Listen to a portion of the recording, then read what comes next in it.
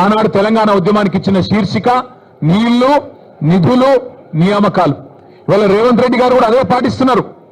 నీళ్లు, నిధులు, నియామకాలు. నీళ్లేమో ఆయన గురువు గారు చంద్రబాబు గారికి కృష్ణా నీళ్లను, గోదావరి నీళ్లను తెలంగాణ రైతులకు సున్నం పెడుతూ, తెలంగాణ రైతుకు మోసం చేస్తూ అక్కడ కింద గోదావరిలో బనకచెర్ల కడుతుంటే దానికి పచ్చజెండా ఊపుతాడు. కింద శ్రీశైలం నుంచి కృష్ణా నీళ్లు అటు పోతిరెడ్డిపాడు నుంచి తోలుకొని పోతుంటే దానికి కూడా కళ్ళు మూసుకొని చంద్రబాబు గారు చెప్పినట్టు కోవట్టు పాలన ఇవాళ నడుస్తా ఉన్నది రాష్ట్రంలో. నీళ్లేమో ఆంధ్రాకు పోతున్నాయి, నిధులేమో ఢిల్లీకి పోతున్నాయి. ఈ నియామకాలు ఆయన తొత్తులు కొంతమందికి ఇచ్చుకొని వాళ్ళనే చూసుకొని మురిసిపోతా ఉన్నాడు. నేను అడిగిన ఒక కాంగ్రెస్ నాయకుడు ఫోన్ చేసిండు, ఎందుకన్నా ఇదంతా అని. నేను అడిగినా, మరి మీ ముఖ్యమంత్రి పిలిచిండు కదా, ఎక్కడ వేయండు అన్న ఢిల్లీకి వేయండు అన్నాడు. ఎందుకు వేయండి, ఏమిటి పోయిండు అని నేనన్నా. ఎరువుల బస్తాల కోసం పోయిండు అన్నాడు. ఎరువుల బస్తాల కోసం పోయిండట. ఎట్లుందంటే ఇది వెనకటికి ఎవడో తాటి చెట్టు ఎక్కిండట.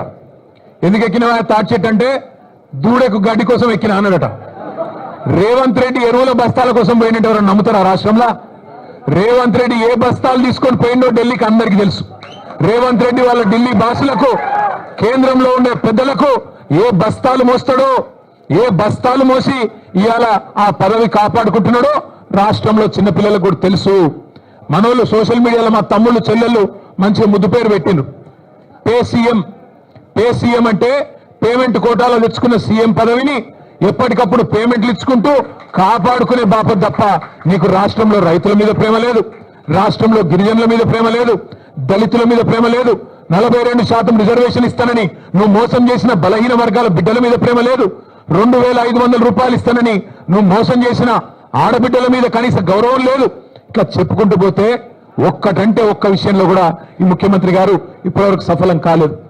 ఆయన వచ్చినా రాకపోయినా నేను మొత్తం లెక్క తీసుకొని వచ్చిన రాష్ట్రంలో మొన్న వేసిన రైతు బంధు అయిపోయింది మొత్తం వేసేసినామని చెప్పిన రైతు బంధు దానిలో డొల్లతనం కూడా ఆయనకు చెప్దామని వచ్చిన.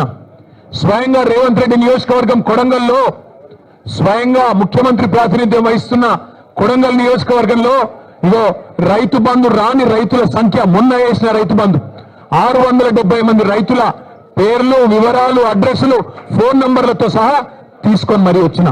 అట్లే రాష్ట్రంలో రుణమాఫీ కాని రైతుల జాబితా లక్షల సంఖ్యలో ఉన్నవారు, వారందరి జాబితా కూడా తీసుకొని వచ్చినాం. అట్లాగే ఈ రాష్ట్రంలో ఈ ప్రభుత్వం వచ్చిన తర్వాత, రేవంత్ రెడ్డి గారి ప్రభుత్వం వచ్చిన తర్వాత మరణించిన, బలవన్ మరణాలకు పాల్పడ్డ